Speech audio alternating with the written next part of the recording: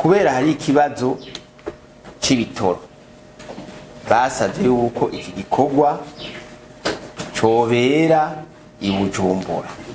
Ntajewe muri CNR ntegeza kudeplasa abantu 2,300. Kuri yo defile je ndemenzo rungika umwe canke babiri. Ubu rero bati ni de bandade non organize umwe wese avuga ati cihari yakirondera amajwi mbega iyi activité ni yaba qui a l'intérêt de cette activité uko twebwe activité irashobora kurutakariza amajwi par exemple kugira ibintu bigende neza ubwa mbere tworaba limite y'abantu boza boshoboka batavuna umugabo ko rotereze tuzogira campagne.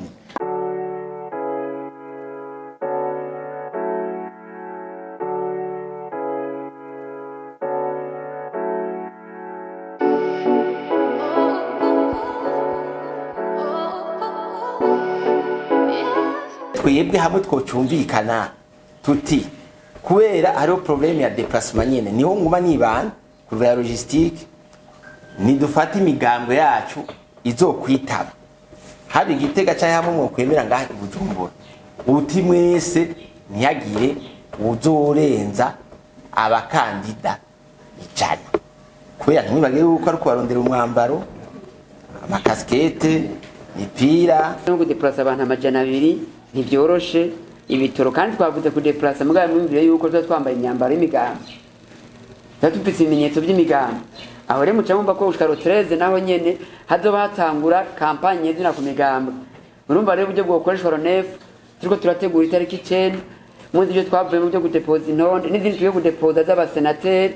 urumva ko atari ikintu gize gute coroshe iki ni kibazo c'ibitoro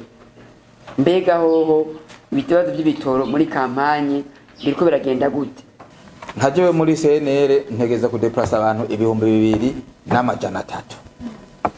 kugira nshobore iyo budget kwijana kwico gikorwa lo 13 dufise ikindi gikorwa ca Petit do kampanye ni muzi ruko bizojana nobanza kwereka muntu uzenya mu mugambwe wacu ingene iyo budget tuyisigura mu byo izotwijiriza byo rubanza rwa Ronef. Bref rero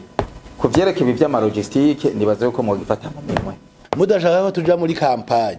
abantu bavuga bati imigambwe mu Burundi yagiye guhiganwa nta nabantu ifise je ndabizi neza abantu bazoca bashoboka n'umugambwe uri ku butegetsi urashoboye kubazana amaje dusanga ari uniforme y'umugambwe uri ku butegetsi abandi ari babiri au niveau de l'opinion de l'image nibiki bizovugwa c'est-à-dire nous allons perdre dans l'avance taraje no muri campagne. Jewe hose n'agatumba kanyuma njako bambwira bati unyegera ibu yagira kwigufa nubugira wumve culture y'ubu torimwo je amafaranga ndafise makeyi kuko muri retraite barampemba 49 bondagereza nkabaho nayo ubwo rero nagira mvuge ko ataburyo dufise mu gico no ushobora jewe twovuga tuti umugambwe wose urungike umuntu umwe ni darapo kuri yo defile je ndemenzo rungika umwe canke babiri hamijanye nashaka kurangiriza ko ni kimwe qui a l'intérêt de cette activité uko twebwe activité irashobora kurutakariza amajwi par exemple uko bene gihugu bazodutora benshi basanga batwiteze ko le changement turafise imigambi turiko turavuga turiko turagira ubu rero bati ni de bandade non organize umwe wese avuga ati cihari yakirondera amajwi mbega iyi activité ni yaba qui a l'intérêt de cette activité nico naje mu kitubwire iyo intérêt iyo activité uko bwa mbere bibaye mwe mwayumviriye mwasanze fise quelles sont les avantages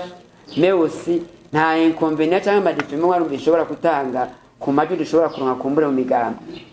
Ngarutse hahandi rero iki kintu gishaka kutwerekana yuko mushaka kwerekana l'équité ko tugiye muri kampanye tungana nyimba mushaka ko mwemvita abantu 9,000 ni muduperemete twese tuzobe tuhari mubonye bidashoboka muzane a nombre ishoboka ingana kugira ndikizotere izindi ntumbero.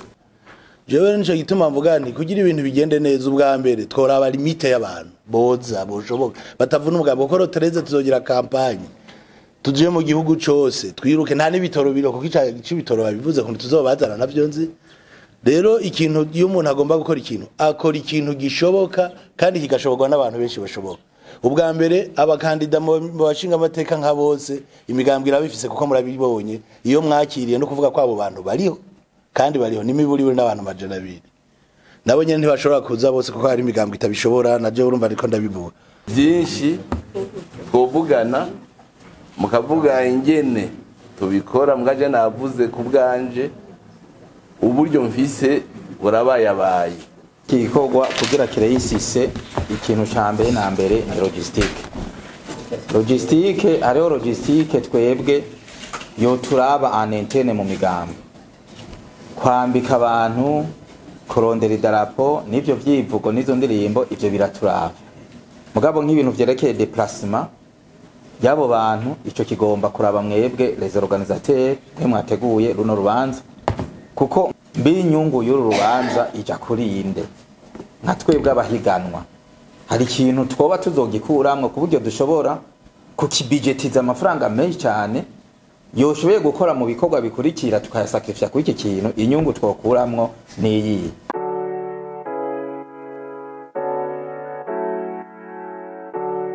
ikintu usa natumvikanye ko ni ikintu kijanye n'uburyo ngira ngo mwumvise ingorane bagiye barashikiriza ariko wumva iyo umuntu bamutumiye mu rubanza ari isuganye n'ugo rubanza rujamwe hama ku bindi navyo biri mu gihugu ibijanye no kwiyunguruza ibijanye n'uburyo